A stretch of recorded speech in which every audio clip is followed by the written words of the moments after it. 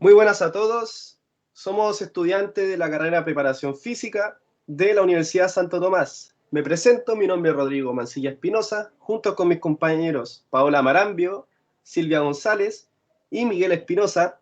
Vamos a presentarle un trabajo sobre los protocolos de seguridad en un gimnasio. Todo bajo a cargo de nuestra profesora Carmen Carrera, de la asignatura Dirección del Entrenamiento. Introducción. Nosotros como grupo presentaremos de las 5 zonas los posibles riesgos y peligros de la sala CEP. Bueno, antes de continuar, cabe destacar que hay que entender lo que es una sala CEP, lo cual es lo siguiente. Una sala CEP es una sala de entrenamiento polivalente, creada para la práctica de distintos tipos de actividad y ejercicios físicos. Y esto consta de 5 zonas. La primera es la zona cardiovascular, la segunda es la zona de musculación, la tercera es una zona de peso libre, la cuarta es una zona de vuelta a la calma y la quinta es una zona de barreras arquitectónicas. Partimos con la zona cardiovascular. Encontramos en esta zona 3 peligros. El primero es un tapiz rodante en movimiento. El riesgo de esto es que al subirse a un tapiz rodante en movimiento se pueden sufrir caídas. Lo que me surgen a mí 2 preguntas aclaratorias. ¿Es posible caerse de un tapiz rodante en movimiento? ¿Y cómo se puede dejar un tapiz rodante en movimiento? Nuestra acción preventiva frente a esto vendría siendo que hay que supervisar que todos los tapices rodantes estén detenidos antes de usarlos y también después de ocuparlos, verificar que esté detenido totalmente. El segundo peligro es una máquina stepper mojada, tanto los escalones como las barras de soporte. El riesgo es que al subirse te puedes resbalar tanto de las manos con las piernas, provocando caída. Y las preguntas aclaratorias vendrían siendo que ¿será posible resbalarse de un stepper mojado? ¿Y cómo puede llegar a mojarse un stepper? Las acciones preventivas vendrían siendo que siempre hay que mantener el stepper seco y verificar que no haya agua en la máquina. El tercer peligro es el ejemplo de en un remorgómetro con desgaste las cuerdas de accionamiento. El riesgo es que estas cuerdas, al tensarlas, se pueden cortar provocando un accidente. Las dos preguntas aclaratorias que me surgen ¿es posible que se corten las cuerdas de accionamiento? ¿Y hay posibilidad de que se dañe una persona al cortarse estas cuerdas? Las acciones preventivas para que no ocurran estas cosas es colocar un cartel señalando que la máquina está fuera de servicio y también verificar el estado de la máquina previo a su uso. La segunda zona, zona de musculación. Hablaré 3 peligros y riesgos. El peligro, polea en mal estado.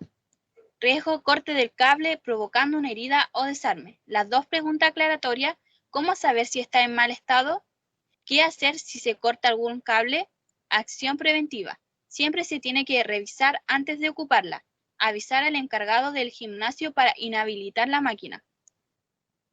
Segundo peligro, dejar los accesorios de la polea botados. Riesgo, puede provocar una caída del individuo. Las 2 preguntas aclaratorias. ¿Dónde se tiene que dejar los accesorios? ¿Cómo evitar una caída? Acción preventiva. Dejar los accesorios en el lugar correspondiente, no dejar los accesorios en cualquier parte. El tercer peligro, no saber ocupar las máquinas. Riesgo, puede provocar una lesión por mala postura o técnica. Las 2 preguntas aclaratorias. ¿Qué hacer si no sé ocupar la máquina? ¿Cómo evitar una mala postura o técnica? Acción preventiva. Decirle a un preparador físico para que te guíe cómo se ocupa. Avisar al preparador físico para que enseñe la técnica correcta para evitar lesiones. En el área de peso libre analizamos 3 peligros. El primero de estos es el desorden de los implementos durante la sesión de entrenamiento. El riesgo es que podrían llegar a generarse accidentes graves como tropiezos, caídas y golpes de las personas que lo utilicen. A esto me surgen 2 preguntas aclaratorias. ¿Puede llegar a ocurrir accidentes graves por el desorden de la zona? ¿Y qué nivel de fatalidad puede llegar a tener el tropiezo con un implemento de la zona de peso libre? Las 2 acciones preventivas para el peligro son tener soportes para dejar los implementos después de utilizarlos y crear previas distancias para si llegase a ocurrir la caída de algún implemento. El segundo peligro es que no exista la supervisión constante de un preparador físico y el riesgo de esta es que se genere una mala ruta de desarrollo de la rutina. Del antecedente me surgen dos preguntas aclaratorias. ¿Cuál es la importancia de que un preparador físico esté presente en el momento de realizar tu rutina? ¿Y a quién podemos acudir al momento de no estar seguros de la ejecución del movimiento al realizar un ejercicio? Las acciones preventivas serían designar dentro de la zona una cantidad de preparadores que fueran supervisando y asistiendo a las personas que están entrenando, y tener un reglamento estricto sobre los preparadores para que sean personas responsables a la hora de prestar ayuda a los usuarios. Y el tercer peligro es no conocer la técnica de agarre de los implementos, la postura correcta y no saber el peso que soy capaz de levantar. El riesgo puede llegar a causar un aplastamiento grave y una lesión de espalda en la zona lumbar o core, ya que en el área de peso libre la mayoría de los ejercicios generan un estímulo completo en los grupos musculares. Las preguntas aclaratorias son: ¿cómo puedo llegar a conocer los pesos que debo utilizar en mi rutina? ¿Y qué tan importante es realizar una buena técnica al momento de ejecutar un movimiento? Las acciones preventivas a la problemática son que existan imágenes que me muestren cómo generar el libre movimiento de los ejercicios, y debiese ser indispensable una evaluación completa de un preparador físico certificado para que me enseñe cómo realizar dichos ejercicios. Continuando con la zona 4, o de vuelta a la calma, encontramos que uno de sus principales peligros es la falta de preparador o preparadores físicos en la zona. Su principal riesgo sería que los sujetos se estiran o vuelven a la calma sin asesoría, provocando posibles accidentes o lesiones. Y sus preguntas aclaratorias serían: ¿por qué no hay preparador o preparadores físicos con él a los sujetos en la zona? ¿Y habrá preparadores físicos suficientes para situaciones imprevistas? Sus respectivas acciones preventivas sería hacer una revisión o cuenta de usuarios para suplir su cantidad total con preparadores físicos, y luego de hacer la cuenta de usuarios, hacer un estimado de cuántos más podrían estar llegando en ciertos periodos de tiempo para suplir esta cantidad extra con preparadores físicos. Otro peligro sería que una máquina de estiramiento mal ajustada, sin su manual de ajuste o de instrucciones. Su riesgo sería que el sujeto use o manipule la máquina sin ajustarla adecuadamente, lo que podría provocar lesiones o accidentes. Y sus preguntas aclaratorias serían: ¿se podrá evitar que se use la máquina mal ajustada? ¿Y por qué la máquina podría quedar mal ajustada? Su acción preventiva sería establecer preparadores físicos destinados a monitorear el uso de estas máquinas y tener a disposición preparadores físicos capacitados y o certificados para el correcto ajuste de las máquinas a la hora de ser utilizadas. Y como último peligro, podría ser un piso mojado en la zona de estiramiento o vuelta a la calma, sin su respectiva señalización. El riesgo sería que él o los sujetos resbalen en la zona, provocando accidentes y o lesiones. Y sus preguntas declaratorias serían: ¿por qué la zona está sin señalizar? ¿Y se podría evitar una lesión o accidente por resbalamiento? Acción preventiva: colocar una respectiva señalización que indique que el suelo está mojado. Y implementar personal dedicado al cierre perimetral y o señalización de esta zona y sus áreas cuando esté en este estado. En el área de accesos, desplazamientos y barreras arquitectónicas, el primer peligro es la inexistencia de accesos como rampas para personas discapacitadas. El riesgo serían caídas por intentar entrar al establecimiento sin tener estos accesos.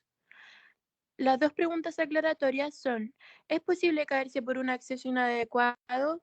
¿Y puede ingresar una persona con movilidad reducida sin un acceso especial para aquella? La acción preventiva para que no llegasen a ocurrir estos accidentes es tener un acceso para las personas con movilidad reducida y, si no existe esta, buscar un centro con dichos accesos especiales. El segundo peligro son las reducidas entradas de aire al centro deportivo, y el riesgo son las posibles hiperventilaciones y desmayos de los usuarios. Las preguntas aclaratorias que surgen son: ¿es posible hiperventilarse o desmayarse por falta de oxígeno? ¿Y se puede generar ventilación inmediata en el centro deportivo? Las acciones preventivas a esto serían la implementación de ventilación en el centro deportivo y hacer mantenciones seguidas a los sistemas de ventilación. Y el tercer peligro existente es el mal estado de las instalaciones eléctricas, con el riesgo de electrocución. Sus preguntas aclaratorias serían: ¿es posible evitar electrocuciones por mal estado de instalaciones eléctricas? ¿Y ¿Cómo puedo detectar una falla visible de las instalaciones eléctricas? Sus acciones preventivas serían realizar mantención y supervisión de las instalaciones eléctricas para detectar defectos reconocibles y, ante sospechas y dudas, llamar a un especialista. Como grupo, llegamos a la conclusión que es muy importante reconocer los posibles peligros y riesgos que se pueden presentar en los centros deportivos. El poder reconocerlos a tiempo para poder llevar a cabo acciones preventivas evitando accidentes que podrían llegar a mayores. Personalmente, logré concluir la importancia de la responsabilidad de los proveedores físicos en los centros deportivos, ya que son un pilar fundamental a la hora del correcto funcionamiento de estos mismos, con el fin de evitar posibles peligros. Mi conclusión personal es que el trabajo a mí me sirvió mucho para reconocer estos peligros y el poder actuar cuando se presenten en el momento que yo esté en un gimnasio o en un centro deportivo. Y también ayudarles y enseñarles a los entrenados a detectar estos peligros y así también educarlos de manera segura. Como conclusión personal, el trabajo me sirvió para saber acciones de prevención y para evitar accidentes y para desarrollarme mejor como profesional. También me gustaría comentar que una vez cuando yo estaba en el gimnasio, una señora llegó y ocupó la barra que tiene soporte. La utilizó sin calentamiento previo y sin una postura adecuada, y eso pudo haber provocado una lesión. Mi conclusión o observación personal es que mayormente la gente que paga un gimnasio no contrata un preparador físico. Y en general las personas que no saben cómo usar las máquinas o implementos les cuesta pedir ayuda. Entonces, al existir un auxilio constante de parte del personal del centro deportivo, existirán menos peligros al nivel de los entrenados. Agregamos una pequeña bibliografía también por si quieren averiguar más sobre estos protocolos, peligros, riesgos, etc. Y damos por finalizado la presentación. Muchas gracias por su atención y hasta luego.